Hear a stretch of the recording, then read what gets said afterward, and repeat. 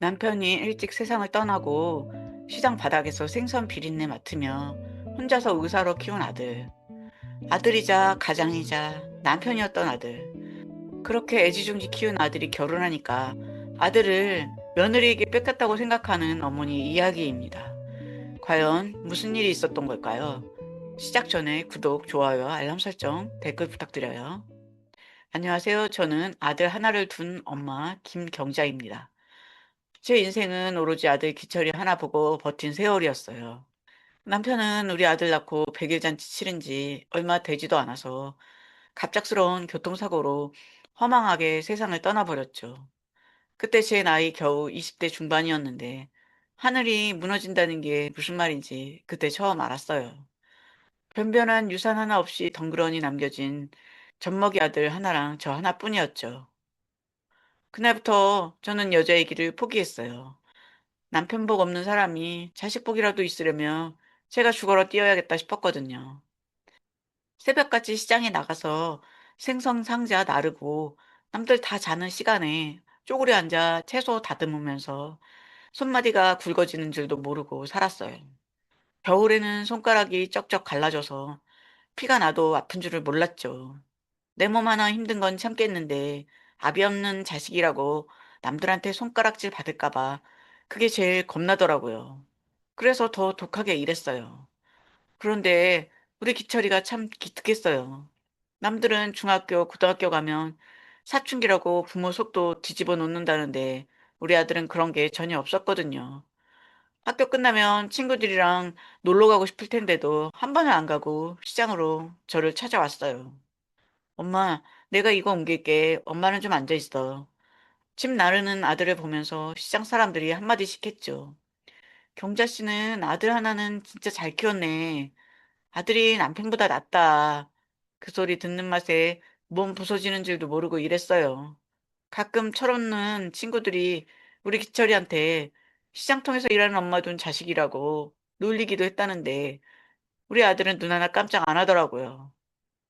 오히려 우리 엄마가 시장에서 고생해서 나 공부시키는데 뭐가 부끄럽냐면서 공부에만 매달렸죠. 시장통 한 구석에서 상자 깔고 앉아 영어 단어 외우던 그 뒷모습을 생각하면 지금도 가슴이 뭉클해요. 그렇게 죽자고 공부하더니 결국 우리나라에서 제일 좋다는 대학교 의대에 덜컥 합격하고 의사가 되었어요. 아들 가운 입은 모습 처음 보던 날 저는 병원 화장실 들어가서 남몰래 한참을 울었어요. 여보, 나 우리 아들 이만큼 키워냈어.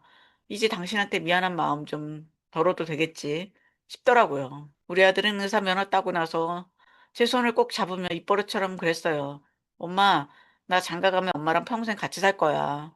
나 고생하며 키워준 건 내가 다 갚을 테니까 나랑 같이 살면서 효도만 받아. 그 말을 듣는데 세상에 부러울 게 없더라고요. 의사 아들이 평생 엄마 모시고 산다고 약속까지 해주니 제 고생했던 세월이 하나도 억울하지 않았어요. 그저 우리 아들이 제 인생의 가장이자 남편이고 전부였거든요. 우리 아들이 의사 되고 나니까 세상이 달라 보이더라고요. 시장 개모임에 나가면 예전에는 다들 장사 얘기만 하더니 이제는 제 눈치를 살살 보면서 아들 칭찬하기 바빴죠. 그런데 그날따라 분위기가 참 묘했어요. 평소에 목소리 크기로 둘째가라면 서러운 정수기가 웬일인지 소주잔만 비우면서 한숨을 푹푹 내쉬는 거예요. 정수기는 저랑 시장에서 수십 년을 같이 생선 나르고 채소 다듬으며 지낸 친구인데 그날은 아주 눈이 퉁퉁 부어 있더라고요. 경자야, 너는 진짜 복 받은 지 알아라. 나는 요새 며느리 때문에 죽지 못해 산다. 정수기가 소매깃으로 눈물을 닦으며 사연을 늘어놓기 시작했어요. 사정인즉슨 며느리랑 밥 한 끼 먹기가 하늘의 별 따기라는 거예요.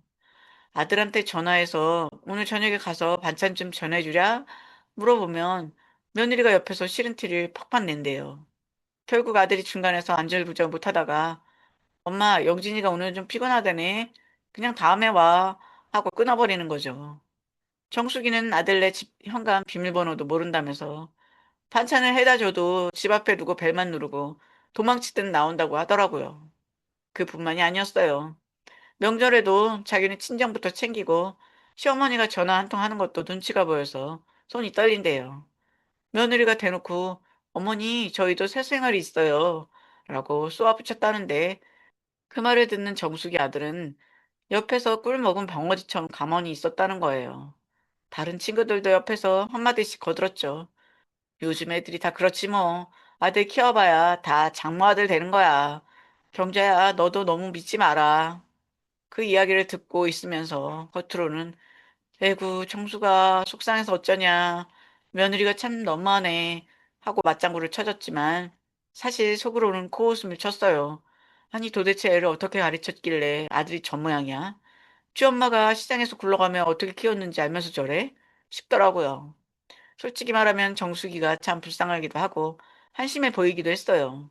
저렇게 며느리가 싸가지 없게 구는 동안 정수기 아들은 대체 뭐 하고 있었나 싶었거든요. 저 같으면 저런 꼴 절대 안 본다 싶었죠. 우리 기철이는요, 저랑 보낸 세월이 있는데 절대 그럴 애가 아니거든요. 속으로 비웃었어요. 우리 아들은 며느리가 저러면 절대로 가만히 있지 않을 거다. 나한테 어떻게 한 아들인데. 우리 기철이는 며느리가 손톱만큼이라도 나 무시하면 당장 버선발로 뛰어나와서 나를 감쌀래야. 저는 내 아들에 대한 확신이 너무 강해서 정숙의 눈물이 나에게는 절대로 일어나지 않을 남의 나라 이야기처럼 들렸어요. 사람 일은 모르는 거야, 경자야. 친구들이 경고하듯 던진 말도 그저 귀 옆으로 흘려보냈죠. 의사인 우리 아들이 결혼할 여자를 데려왔을 때 저는 세상을 다 얻은 기분이었어요. 혜영이라는 그 애는 참 참해 보였거든요. 자기는 결혼하면 직장도 그만두고 오로지 남편 내조하면서 저를 친정엄마처럼 모시겠다고 입버릇처럼 말했어요. 아들도 옆에서 엄마 거봐. 내가 엄마 평생 모신다고 했지 하면서 제 어깨를 으쓱하게 만들더라고요. 저는 그 말들을 철석같이 믿었어요. 우리 아들이 나한테 거짓말할 애도 아니고 저렇게 착한 며느리라면 학교에서 사는 게 꿈만 같았죠. 그래서 아들 결혼식이 끝나고 두 사람이 신혼여행을 떠나자마자 바로 행동에 옮겼어요. 아들이 전부터 결혼하면 바로 합치자고 했으니까요.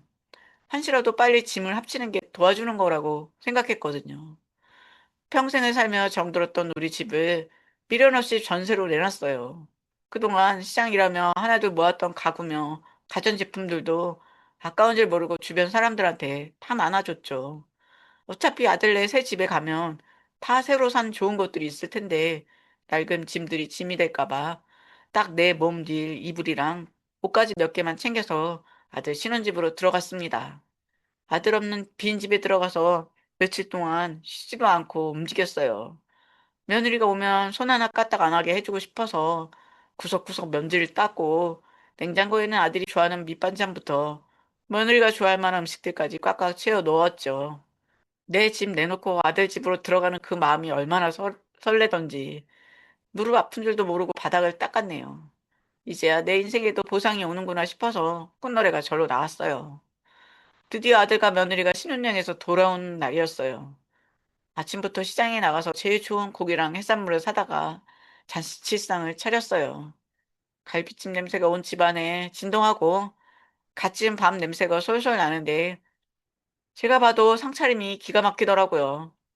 이제 문이 열리고 아들이 엄마 하고 부르며 들어오면 며느리 손을 꼭 잡고 고생했다 어서 와라 하고 안아줄 생각만 하고 있었죠. 드디어 현관문 번호키 누르는 소리가 들리고 두 사람이 들어왔어요. 버선발로 뛰어나가 반겼죠. 그런데 제 얼굴을 본 며느리의 표정이 지금도 잊혀지지가 않아요.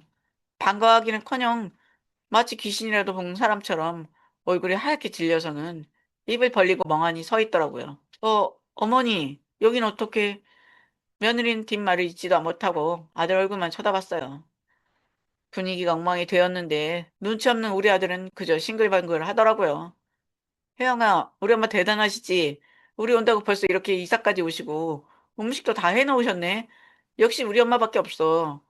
아들은 배가 고팠는지 식탁으로 달려가 갈비를 집어 먹으며 좋아했지만 며느리는 현관에 서서 한 발자국도 움직이질 않았어요. 그렇게 정성 들여 차린 잔치상 앞에 앉았는데 며느리는 손가락만 들고 밥알을 세고 있더라고요. 아들은 여행 얘기하느라 바빴지만 저는 며느리의 그 싸늘한 눈빛이 자꾸만 신경 쓰였어요. 제가 너무 일찍 왔나 싶어 눈치가 보였지만 아들이 같이 살자고 했고 며느리도 동의했으니 괜찮겠지 하며 스스로를 다독였습니다. 하지만 그날 밤 닫힌 안방문 너머로 들려오는 낮은 목소리들에 저는 잠을 이룰 수 없었어요. 아들만 믿고 내 집까지 다 처분하고 들어온 이 집이 왠지 모르게 낯설고 무섭게 느껴지기 시작한 첫날 밤이었습니다. 아들이 병원 일로 바빠지면서 집안 분위기는 숨이 막힐 정도로 답답해졌어요. 아침에 기철이가 현관문 닫고 나가는 소리만 들리면 며느리 혜영이 눈빛부터 싹 바뀝니다. 방금 전까지 아들한테 여보 오늘도 화이팅해요 하며 애교 부리던 그 입술이 아들 뒷모습 사라지기 무섭게 비릿한 비웃음을 머금더라고요. 거실에 서 있는 저를 마치 거추장스러운 짐짝 보듯 훑어보고는 대놓고 한숨을 푹 내쉬며 제 방으로 들어가 버리는데 그 차가운 기운에 몸이 떨릴 지경이었죠. 주말은 더 처참했어요. 일주일 내내 아들 얼굴 제대로 볼 날만 손꼽아 기다린 제 마음을 아는지 모르는지 아침 일찍부터 둘이서만 쏙 외출을 해버리더라고요. 엄마, 저희 바람 좀 쐬고 올게요. 아들의 그 짧은 인사 뒤로 텅 빈 거실에 홀로 남겨질 때마다 정말 아들을 통째로 뺏겼다는 상실감에 가슴이 미어 터졌습니다. 예전에는 힘든 일이나 고민거리가 있으면 제일 먼저 저를 찾아와 무릎을 베고 털어놓던 아들이었는데 이제는 모든 걸 며느리하고만 쏘곤쏘곤 상의하더군요.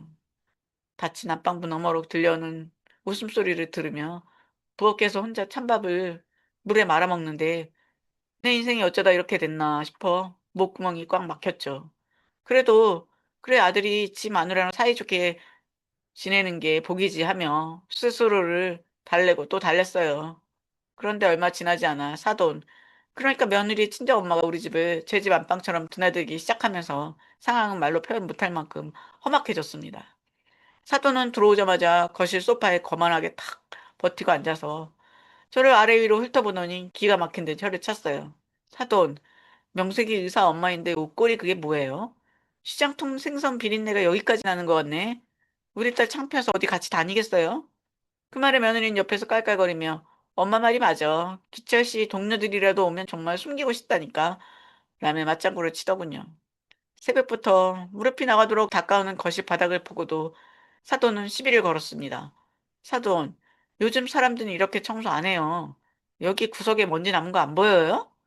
눈이 침침하시면 돋보기라도 쓰고 닦으셔야지. 다시 하세요, 다시. 그러고는 며느리와 둘이서 아들이 번 돈으로 싼 비싼 과일을 깎아 먹으며 저 들으란 듯 뒷담화를 해댔죠. 예, 시어머니가 이 집에서 제 발로 나갈 때까지 더 세게 잡아. 그래야 네가 안방마님 대접받는 거야. 사돈이 딸에게 못된 짓을 가르치는 소리를 들었을 땐 피가 거꾸로 솟는 기분이었어요. 두 모녀는 아들이 밤낮으로 수술하며 벌어온 돈을 물쓰듯 썼습니다. 매일같이 명품 가방에 구두에 쇼핑백을 한가득 들고 들어와서는 자기들끼리 호텔 가서 비싼 식사까지 하고 오더라고요. 그리고는 집에 돌아와 식탁에 덩그러니 놓인 제 소박한 밥상을 보며 아직도 그런 거 드세요? 지저분하게? 라며 인생을 썼어요. 시간이 갈수록 며느리 혜영이 태도는 아나무인이었어요. 처음에는 눈치라도 보는 척하더니 이제는 대놓고 저를 집안이라는 사람 취급을 하더라고요. 전업주부로 남편 내조 잘하겠다던 그 고운 입으로 저한테 시키는 일들이 정말 기가 막혔습니다. 자기 방 청소는 기본이고 심지어 본인이 입고 나갔던 속옷이며 스타킹까지 세탁기 앞에 툭 던져두고는 어머니 이것 좀 빨아서 내일 아침까지 말려주세요 하고 쌩하니 방으로 들어가 버리더군요. 어느 날이었어요. 그날은 유독 무릎이 쑤시고 몸이 무거워서 며느리한테 조심스럽게 말을 꺼냈죠. 혜영아, 내가 이 큰 집 살림을 혼자 다 하려니 요새 몸이 좀 안 좋구나. 너도 집안일 좀 같이 하면 안 되겠니? 네 옷가지 정도는 네가 좀 챙겨주고. 내 말이 다 끝나기도 전에 며느리가 들고 있던 컵을 식탁에 탁 소리 나게 내려놓더라고요. 그러더니 저를 빤히 쳐다보면서 싸늘하게 말했습니다. 어머니, 지금 저한테 따지시는 거예요? 어머니 여기서 공짜로 먹고 자고 하시려고 했어요?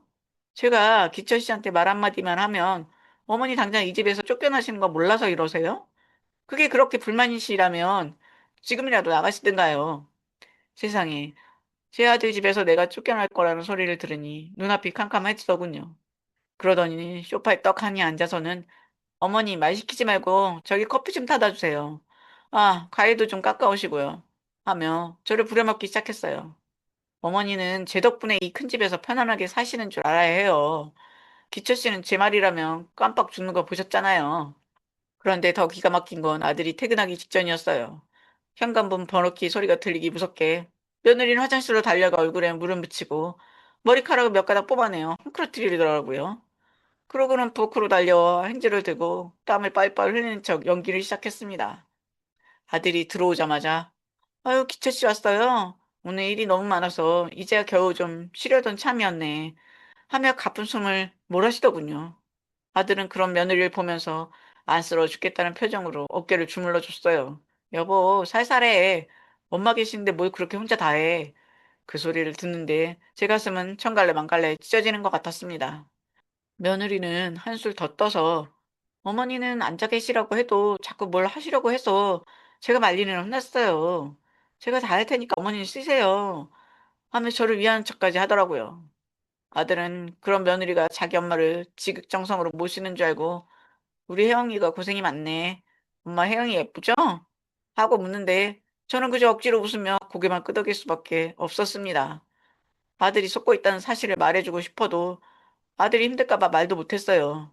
아들 앞에서 땀을 뻘뻘 흘리며 맛있는 음식을 차려내는 며느리 그 가식적인 모습 뒤로 저를 향해 살짝 비웃음을 날리는 그 눈빛을 보며 저는 주방 구석에서 조용히 마른 침만 삼켰습니다. 하루는 아들이 평소보다 훨씬 일찍 퇴근한 날이었어요. 그것도 모르고 며느리는 거실 소파에 거만하게 누워서 저를 종부리트 하고 있었죠. 어머니, 내가 거실 바닥에 물기 남기지 말라고 했잖아요. 나 미끄러지면 어머니가 책임지실 거예요? 당장 와서 다시 닦아요. 그리고 과일을 왜 이렇게 늦게 가져와요? 하는 말 우습게 듣네, 진짜. 며느리는 소리를 버럭버럭 지르며 깎아놓은 과일 접시를 밀쳐버리기까지 했어요. 그때 현관문이 열리며 아들이 들어왔습니다. 며느리는 너무 놀라 연결 틈도 없이 굳어버렸고 저도 바닥을 닦다 말고 아들을 쳐다봤죠. 아들은 거실 한복판에서 벌어지는 그 광경을 똑똑히 봤어요. 며느리 표독스러운 표정과 바닥에 흩어진 과일들, 그리고 무릎을 꿇고 걸레질을 하던 제 모습까지요. 저는 속으로 이제 아들이 알겠구나. 이제 내 억울함을 풀어주겠구나 싶어 가슴이 두근거렸습니다. 그런데 아들은 잠시 멈칫하며 놀란 표정을 짓는가 싶더니 이내 아무 일도 없었다는 듯이 고개를 돌려버리더라고요. 아, 나 피곤해서 좀 쉴게. 그러고는 우리 둘을 스쳐 지나가 방으로 쓱 들어가 버리는 게 아니겠어요? 며느리는 아들이 들어가자마자 비열하게 웃으며 제 귀에 대고 속삭였습니다. 봤죠? 기철 씨는 내 편이에요. 쓸데없는 기대하지 마세요. 그날 밤 아들이 제 방으로 찾아왔어요. 저는 아들이 며느리를 크게 혼내고 사과할 줄 알았죠. 그런데 아들 입에서 나온 말은 더 기가 막혔습니다. 엄마, 아까 보니까 좀 그렇던데. 그냥 엄마가 좀 참으세요. 엄마만 참으면 우리 집 다 편안하잖아요. 혜영이도 나름대로 스트레스가 많아서 그래요.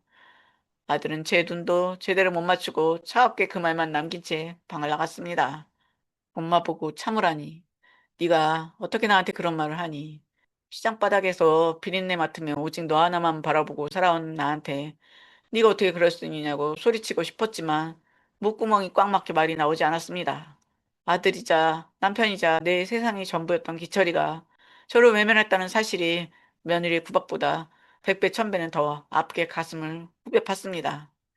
어두운 방에서 혼자 펑펑 울었습니다. 소리 내어 울면 또 며느리가 시끄럽다고 할까봐 입술을 깨물며 소리를 죽여 울었어요. 그러다 문득 거울을 보니 거기엔 늙고 초라한 노파 하나가 앉아 있더라고요. 다들 잘 되는 것만 보고 달려왔는데 남은 건 짓밟힌 자존심과 텅 빈 가슴뿐이었습니다. 이후로 며느리의 행동은 더 노골적으로 변했어요. 전에는 아들 없을 때만 그러더니 이제는 아들이 집에 있어도 정도만 조금 약할 뿐 저를 야단치고 부려먹더라군요. 아들은 옆에서 그걸 다 보고 들으면서도 책만 보거나 휴대폰만 만졌어요. 더 이상 이 집에 내가 있을 곳은 없었습니다. 그래, 아들은 며느리랑 사이가 저렇게 좋으니 둘이 잘 살면 됐지. 내가 떠나주는 게 아들을 위한 길이다. 저는 결심했습니다. 다음날 아침 아들이 출근하고 나면 조용히 짐을 싸서 이 집을 나가 혼자 살기로요. 제 손으로 직접 챙긴 낡은 가방 하나를 머리맡에 두고 밤새 뜬 눈으로 지냈습니다. 제 평생의 전부였던 아들을 이제 정말 놓아줘야 할 때가 왔다는 사실에 눈물이 멈추지 않았습니다. 다음날 아침 아들이 출근하고 나면 조용히 집을 나갈 생각이었습니다. 낡은 가방 하나에 제 평생의 짐을 다 꾸려놓고 거실로 나갔죠. 그런데 어쩐 일인지 아들이 출근 복장도 하지 않은 채 소파에 앉아 있더라고요. 엄마, 오늘 병원 비었어. 혜영이랑 셋이서 같이 갈 데가 있으니까 준비해.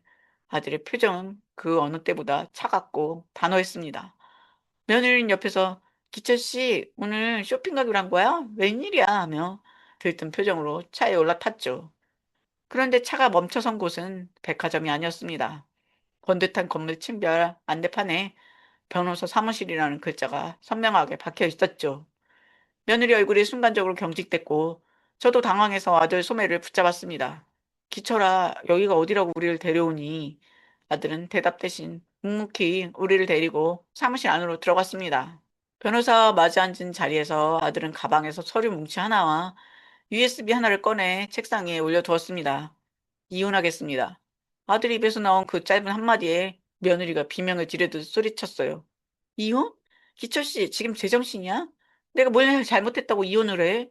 사유도 없이 무슨 이혼이야? 며느리는 길길이 날뛰며 책상을 내리쳤지만 아들은 눈 하나 깜짝 안 하고 변호사에게 고개를 끄덕였습니다. 곧이어 모니터에서 영상 하나가 흘러나왔습니다. 거기엔 거실 구석에 몰래 설치된 홈캠에 찍힌 며느리의 실체가 고스란히 담겨 있었죠.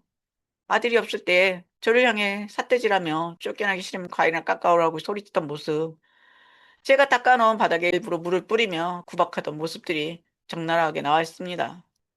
엄마에게 참으라고 했던 건 혜영이 네가 엄마한테 어디까지 하나 그 끝을 보려고 했던 거야. 그래야 법정에서 확실한 증거가 되니까. 아들의 목소리는 단호했고 차가웠습니다. 그뿐만이 아니었습니다. 아들은 휴대폰을 꺼내 며느리가 예전에 실수로 자기에게 보냈다가 바로 삭제했던 문자 캡처본을 보여줬죠. 며느리가 자기 친정엄마한테 보내려다 잘못 보낸 거였어요. 남편은 돈 버는 기계로 쓰고 시어머니는 공짜 팥죽으로 부려 먹으면 돼. 엄마랑 나는 그 돈으로 여행이나 다니자. 크크크. 아들은 그 문자를 본 그날부터 마음을 굳혔다고 했습니다. 거기에 아들이 밤낮으로 수술하며 벌어온 돈을 며느리가 사더니 백화점 VIP실에서 탕진한 카드 내역서가 수십 장이나 쏟아졌습니다. 아들이 열심히 번 돈은 며느리 씀씀이 때문에 통장에 남은 게 하나도 없었더라고요. 며느리는 사색이 되어 기철 씨 이건 오해야. 내가 다 설명할게 라며 아들에게 매달렸지만 아들은 그 손을 냉정하게 뿌리쳤습니다. 엄마, 그동안 내가 알고도 모른 척해서 미안해. 이런 확실한 증거들을 확보해야 엄마를 괴롭힌 이 여자한테 한 푼도 안 주고 내쫓을 수 있었어. 이제 이 여자랑 끝낼 거야. 내가 엄마 지켜줄게. 아들이 그 말에 참아왔던 눈물이 터져 나왔습니다. 아들이 저를 외면한 줄만 알고 세상이 다 무너진 줄 알았는데 아들은 저를 위해 완벽하게 준비하고 있었던 거예요. 엄마, 나는 내 엄마를 종 부리듯 하는 여자와는 단 1초도 같이 살 수 없어. 밑빠진 국에 물 붓는 것도 지긋지긋해. 이제 우리 다시 시작하자. 아들의 단호한 선언에 며느리는 바닥에 주저앉아 벌벌 떨기 시작했습니다. 그동안 제가 당한 수모를 아들이 다 갚아주는 그 순간 평생의 채증이 쏙 내려가는 듯한 기분이었습니다. 진짜 내 아들 기철이가 돌아온 날이었습니다. 사무실 분위기가 험악해지자 며느리는 급하게 친정엄마에게 전화를 걸더군요. 얼마 지나지 않아 사돈이 문을 박차고 들어오는데 상황 파악도 못하고 다짜고짜 우리 아들 멱살 잡을 듯이 달려들었습니다. 이게 지금 뭐 하는 짓이야? 자네 미쳤어? 우리 귀한 딸을 변호사 사무실로 불러내서 이혼? 이거 사기 결혼 아니야? 이혼하고 싶으면 위자료로 한 100억은 내놔. 그럼 내가 우리 딸 데리고 나가줄 테니까. 사돈의 그 뻔뻔한 요구에 아들은 헛웃음을 터뜨리더니 책상 위에 서류 봉투를 하나를 던졌습니다. 사기 결혼은 지금 당신들이 한 게 사기 결혼이죠. 100억? 지금 딸 하나 있는 거로 돈 좀 벌어보시려고요? 당신 딸이 이번에 두 번째 결혼이란 거 내가 모를 줄 알았습니까? 이 소리에 나는 심장이 멎는 줄 알았습니다. 며느리가 재혼이었다니요. 사돈과 며느리는 얼굴이 흑빛이 되어 아무 말도 못하고 서로 눈치만 보더군요. 아들은 싸늘한 목소리로 말을 이어갔습니다. 엄마, 나도 최근에 알게 됐어. 첫 번째 결혼에서도 시댁 식구들 등쳐먹고 아주 한몫 단단히 챙겨서 이혼했더라고. 이번에도 의사 남편 만나서 빨대 꽂고 엄마랑 편하게 살려고 했나 본데 나는 그렇게 호락호락하지 않아. 당신들 당장 합의 이혼 서류에 도장 안 찍으면 사기 결혼에 횡령까지 엮어서 법적으로 갈 겁니다. 감옥 가고 싶으면 마음대로 하세요. 며느리는 그제야 제 발치를 붙잡고 싹싹 빌기 시작했습니다. 어머니, 제가 잘못했어요. 제가 잠시 미쳤었나 봐요. 기철 씨 마음 좀 돌려주세요. 다신 안 그럴게요. 하지만 저는 그 손을 차갑게 뿌리쳤습니다. 네 덕분에 이 집에서 편하게 사는 줄 알라며. 기철이 말 한마디면 나 쫓겨날 거라며. 네 말대로 됐다. 기철이 말 한마디에 이제 네가 이 집에서 나가야겠구나. 네가 나한테 했던 그 말들 하나도 안 잊고 다 돌려주마. 결국 며느리와 사돈은 위자료는커녕 본인들이 쓴 카드값과 명품 쇼핑 내역까지 다 토해낼 위기에 처한 채 쫓겨났던 이혼 서류에 도장을 찍었습니다. 변호사 사무실을 나오는 길에 뒤에서 사돈이 자기 딸의 머리채를 잡으며 이 바보 같은 거사, 일을 이 지경까지 만드냐? 살살 했어야지 라며 싸우는 소리가 복도 끝까지 들렸지만 뒤도 돌아보지 않았습니다. 집으로 돌아오는 차 안에서 아들이 제 거친 손을 꼭 잡더군요. 엄마, 그동안 나 믿고 참아줘서 고마워. 나 사실 엄마가 무릎 꿇고 걸레질하는 거 본 날 당장이라도 소리 지르고 싶었어. 근데 그러면 저 여자가 진 거 다 인멸하고 도망갈까 봐 독하게 참은 거야. 내 마음 알지? 아들이 진심 어린 말에 그동안 쌓였던 서러움이 눈물과 함께 다시 깨나가는 기분이었습니다. 집에 도착하자마자 며느리 짐을 현관 밖으로 다 내던졌습니다. 아들과 저는 그동안의 묵은 때를 몇 개 내듯 집안 대청소를 시작했죠. 아들은 제 구분 등을 어루만지며 말하더군요. 엄마, 이제는 내가 엄마 확실히 지킬게. 우리 당분간은 둘이서만 맛있는 거 먹고 재밌게 살자. 결혼? 그건 천천히 해도 돼. 엄마보다 나를 더 아껴주는 여자가 아니면 나 이제 쳐다도 안 볼 거야. 그 말을 듣는데 바깥 햇살이 참 따뜻하더라고요. 시장에서 생선 비린내 맡으며 버텼던 그 세월이 이제야 정말 보상받는 기분이었습니다. 여러분, 오늘 이야기 어떻게 들으셨나요? 자식 너무 믿지 말라고들 하지만 그래도 끝까지 내 편인 건 내가 지극정성으로 키운 내 자식뿐이었네요. 물론 사람 보는 눈은 좀 더 길러야겠지만요. 참고 기다렸더니 진실은 결국 밝혀지게 되었네요. 오늘 이야기가 여러분의 답답한 가슴을 조금이나마 뚫어드렸기를 바랍니다. 여러분 주변에도 이런 기가 막힌 사연이나 혹은 이 난관을 지혜롭게 극복한 경험담이 있다면 댓글로 아낌없이 나눠주세요.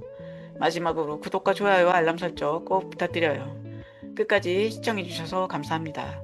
오늘 하루도 누구보다 당당하고 행복하게 보내시길 바랍니다.